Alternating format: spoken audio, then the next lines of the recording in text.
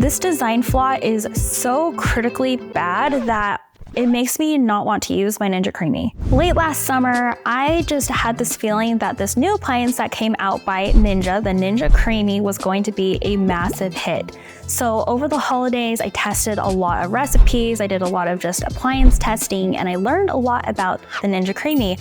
I predicted that it was going to have its year in the light in 2023, and I was right. It has totally blown up, and everyone is obsessed with Ninja Creami, especially online. People are sharing so much about it. After using this appliance for almost a year now, I just have got to say that there is one critically terrible component to this machine that I have no idea made it past the testing stages. And this one component is the lid. The Ninja Creami lid cap blade thing is absolutely terrible. This design flaw is so critically bad that it makes me not want to use my Ninja Creami. The thing that's really terrible about this Ninja Creami lid component is that it is nearly impossible to clean well, and it is not hygienic. I have to work so hard to make sure that this is clean so that it doesn't taste and smell like rotten milk that it makes it really off-putting to use the Creami, honestly. When you take the blade off of the Ninja Creami, there's this little button on this side.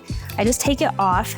This little thing right in here is just a hole that goes straight to the top of the appliance where there's a rod that goes down and twists the the blade into the frozen mass that you froze. So this rod and this lid goes all the way down into the base, and then it comes back up into the appliance itself and through this lid. The only problem is this lid, you cannot open it. So the ice cream goes in and out of here, and it just gets ice cream and whatever frozen sorbet concoction you made inside of the lid. Every single time I use it, I always rinse it out really well with hot water, and I really kind of shake it in there with a little bit of soap. And I also wipe down the little nub here because it's always covered in like ice cream residue, which is just kind of gross. This is a huge flaw in my opinion. How did this get past like the people who greenlit this into existence? So every single time I use this, I make sure to sniff it.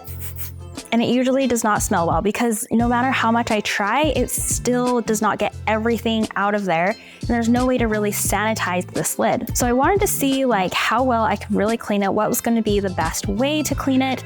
So this is what I did. So the first thing I did was I took my electric kettle and I boiled some water. Then I put the boiling water into a larger bowl, and then I took out the blade part of the lid, and then I set the lid inside of the boiling water for a couple seconds and then kind of agitated it with some chopsticks because it was really, really hot. Immediately I could see kind of this like milky, oily foam and like residue on the surface of the water, which I thought was disgusting, but to be expected. And I just kind of shook it around and I agitated the water and the lid to try and get as much gunk out of the lid as possible. After about a minute or so in there, I took it out and you can see just how much gunk is in the water. This was so gross because like I said before, I had already washed the lid as best as I could by rinsing it underwater after every single use and doing my very best to clean it. This water was just so gross that I knew I had to do it again.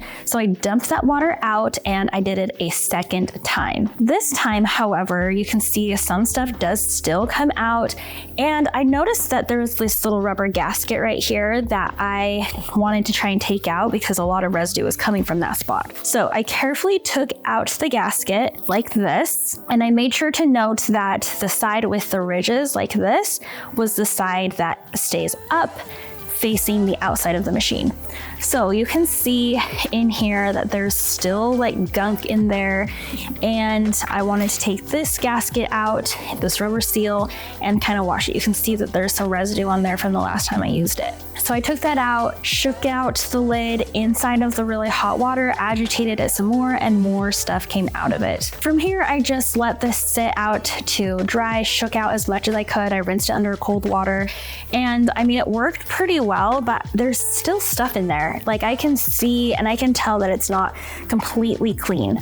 I think next time what I might do is add a little bit of vinegar to the water or some Dawn dish soap and kind of let it agitate and sit in there a little bit longer. But the fact that I have to do this after every single Creami is just absolutely unacceptable. This is a total design flaw that could have been avoided in some way, and the engineers over at Ninja, though I love them and they're geniuses, they really need to figure this out. If people do not clean their lids, it's just going to smell like mildew, stuff is going to grow in there, and it's so gross. So that is my one complaint about the Ninja Creami. There's some other things that are kind of annoying about it, but that is the number one critical design flaw that is absolutely unacceptable. If you have a better way of cleaning your Ninja Creami, please let me know. Leave it in the comments because I would love to know. I'm sick of having to do it this way, and it is just a huge major pain. Thank you so much for watching this video. Make sure you watch this Ninja Creami video next, and we'll see you on the next one.